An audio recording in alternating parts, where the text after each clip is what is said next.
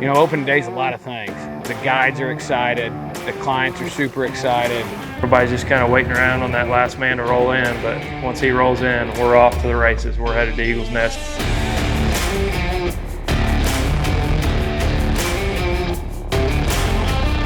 The ducks are to our north and really all around us, and we get in there and it's just so loud with ducks, and you just hear teal.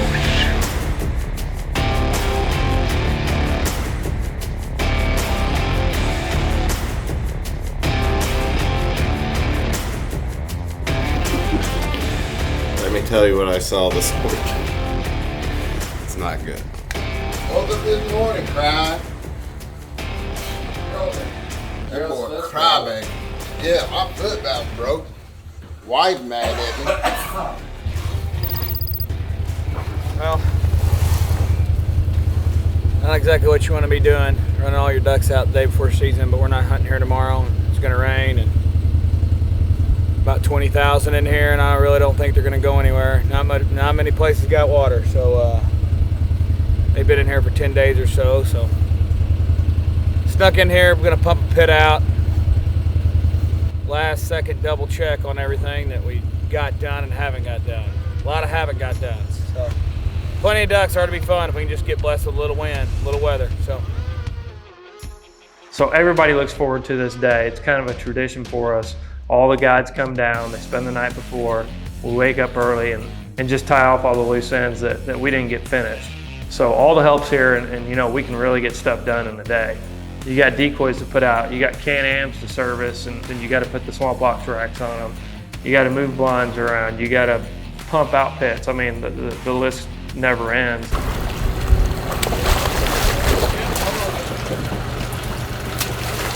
And this is the best mood that you'll see the entire crew for the rest of the duck season. Might be cooking meth, might just be staining boards for a duck blind. Hey, bring it over here. Yep, hold on. We're loading up Can-Ams, the parking lot's clean. Actually, the back of the Suburban is clean. That's the last time you'll see that for about the next 57 days. We just got $4,000 worth of Mountain Dew, so we should last a couple days. Shane's over here fixing stuff. His mullet's in tip-top shape. We got clients coming in a few hours. We've got ducks sitting in front of every blind, and you know, everybody's just pumped up and ready to get back to the grind.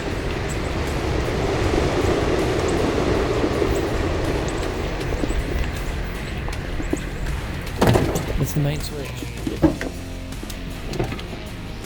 I had a group of 4, a small group of guys, and they were excited to be here. They didn't even realize it was opening day. It was kind of cool. They couldn't figure out. One called me to the side and they're like, "Hey man, why is everybody so excited? You really think we're gonna get our limit tomorrow?" I'm like, "Man, we should all get our limit tomorrow." Man, remember when you filmed that group at the island and we're like, that's all I need to fill out, right? In your signature.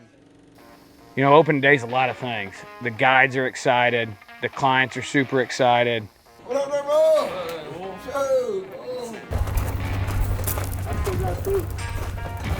Everybody's got brand new gear. They're excited to wear it. Sugar Shane's already got his locked up in a little private locker. Man, you want to do like an MTV Chris of Shane's locker? You don't have Gerald moping saying I gar hold him. You know, you don't have AJ wanting to go to 6. Everybody's in a good mood. Nobody's tired. We always start opening day, the bus leaving 15 minutes before it needs to, just because it's opening day. You never know. You know, you got a client that's going to stay up till 2 or 3 in the morning. You got a guy that's going to forget a toe tag. Somebody is going to forget where they put their waders, whatever it is. But, you know, you're only as fast as the last man on the bus. So everybody's just kind of waiting around on that last man to roll in. But once he rolls in, we're off to the races. We're headed to Eagle's Nest in the bus, and it's a good time. Sugar Shane's blasting the music. And what better way to get pumped up for a duck hunt than a little bit of Brad Paisley. Good morning. How many guys? Are we taking that group of 4? And the 2. We come in there and The ducks are to our north and really all around us, and we get in there and it's just so loud with ducks, and you just hear teal just roar of, you know, it sounds like a plane all around you, and just mallards and pintails. You could just hear it all early season. There's just such a huge variety of ducks. I can hear them flushing, yeah, they're right there. You don't hear them? Eric can't hear very good, just to let you guys know.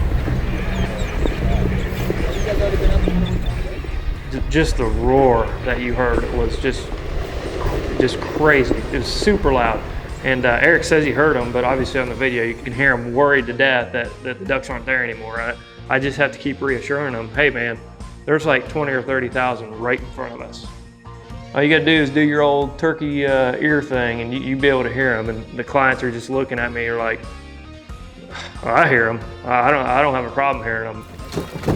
We're in the hole. We're just set up on the edge of a little buckbrush hole here. We're hoping it don't take long. It's cloudy and we're gonna stand against a tree. Only got 3 clients with me, so very excited. I don't know if you can hear that roar of ducks in the background, but they're in here. See what happens. Stay tuned.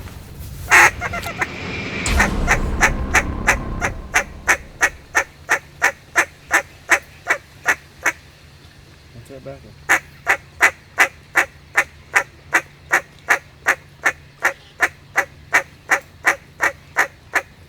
Be still.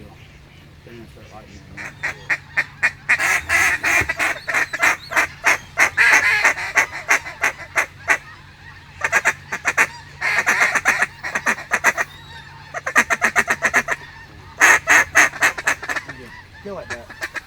All you could see was the ripples lighting up. You know, I mean, the DP was going, but you could just see ducks hitting the ground like raindrops, hitting the water in the decoys at, you know, 7-8 yards, landing all around us. And it's hard to get a group in to know when to shoot. You know, when you got that many ducks, you kind of want to make it count when the guns go boom. But I think AJ was in 6 opening day, and then finally you just hear a one single shot, and it literally felt like the earth was going to move. It just,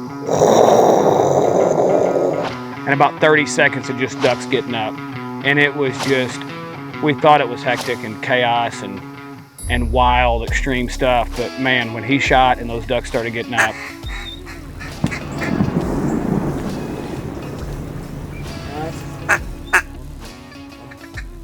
they flew around and they got down, and then you'd hear the wave.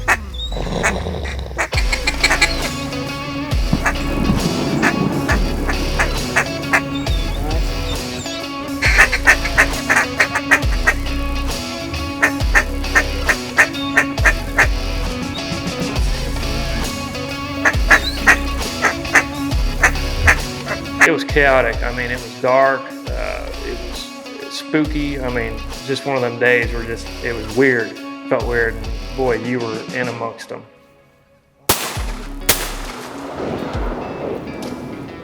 It was chaos.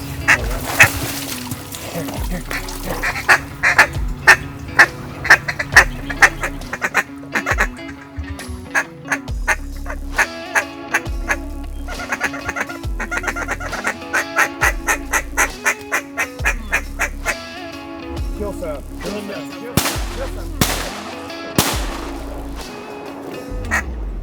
Get any?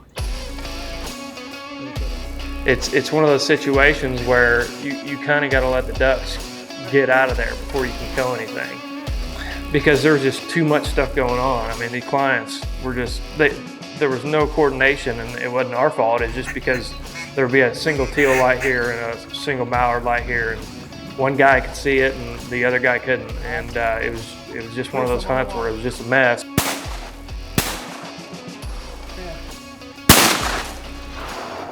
Get him, get him, get him, get him.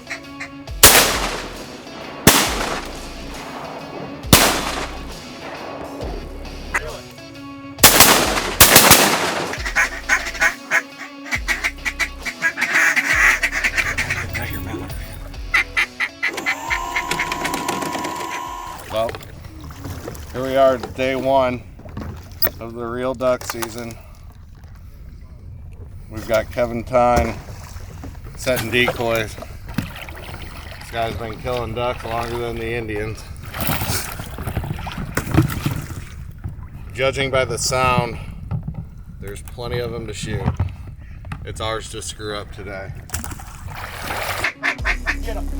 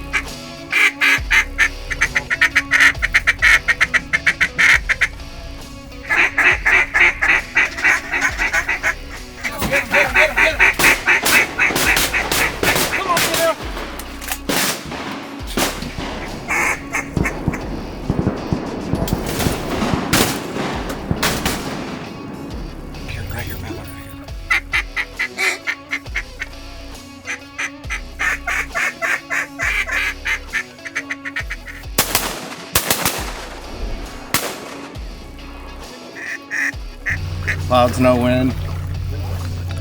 Shooting was less than superb. Sun's came up. I mean, it's gotten lighter. The sun hasn't come out. We put a mojo out, and now we're starting to go right here, Miller, right here.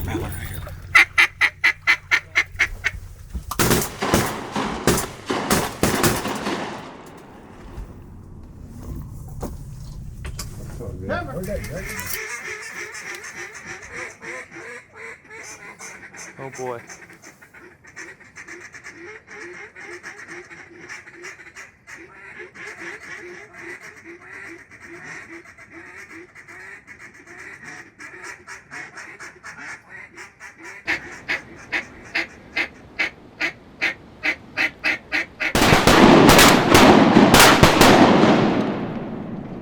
Watch that back one.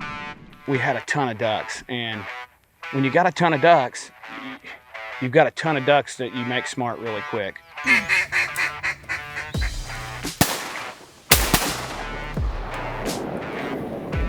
Hey.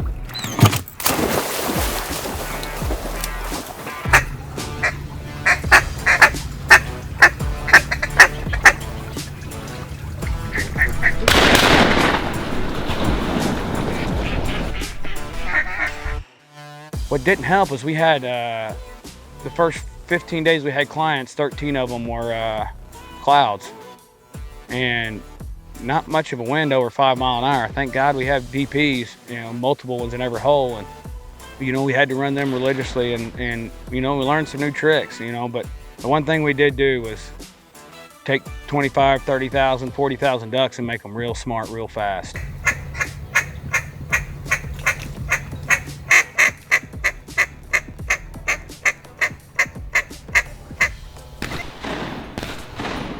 And every day you'd look at the forecast and it would just say, you know, 50 degrees, 80% cloud cover, and light and variable wind.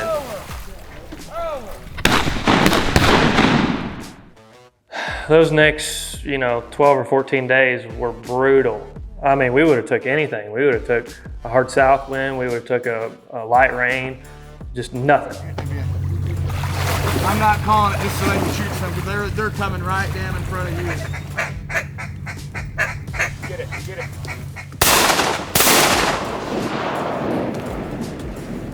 One more time. Shit. You can't see very good either. Huh. Get it. Go ahead, put another one on that end if you can. You shoot him. Man, they just, for the next 10 days, yeah, we were getting ducks, but man, it was ugly. I mean, for being the fresh ducks, and that was what was so hard on me.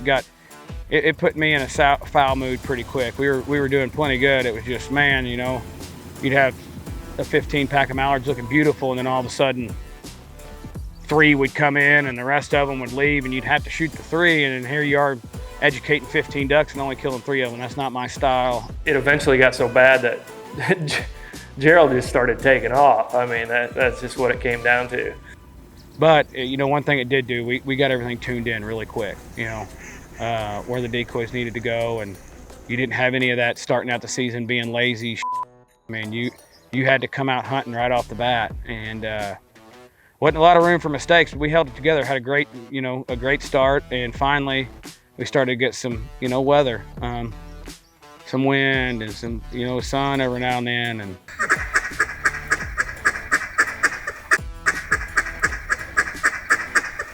Get 'em, boy. finally we got run through those ducks, but it was all in all, it was a great start, and it was fun. And